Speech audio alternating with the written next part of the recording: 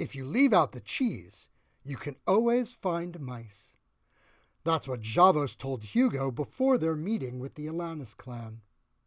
Good morning from the Pantheon. It's the second moon day of the Elk, and I am your author. Detective Hugo Rank thought he'd come to the House of Fortunes to arrest criminals, that he was doing good by restoring order. But the call to righteousness is not so very dissimilar to the temptation to sin. Let me explain. Redemption and punishment are both based on a coherent system of rules. You could hardly climb up the ladder to Yvain or down the pyramid to Gila without an ordered series of steps. That's where our narrator made his misstep. Unable to imagine a true collusion between devils and devas, he presumed that justice cares. No wonder, then, that Hugo was confused.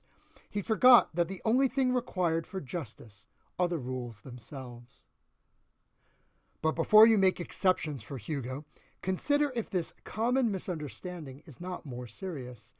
How often do we ignore what we share with our most hated enemies in order to demonize them? Would you make a deal with the devil? That's what makes these mortal fields so unsettling. We can hardly vilify our enemies when we make the same mistakes. Our character is what happens when we stumble on the rocks we place in our own way. Don't whine. It's easier to call kettles black than to leave no stone unturned. Hugo thought he'd found a better way. He tried to bend the hammer of justice towards healing. But could the Justicar trust the word of a were-rat? Confused? I hope so. Otherwise, you would have no reason to learn the truth for yourself.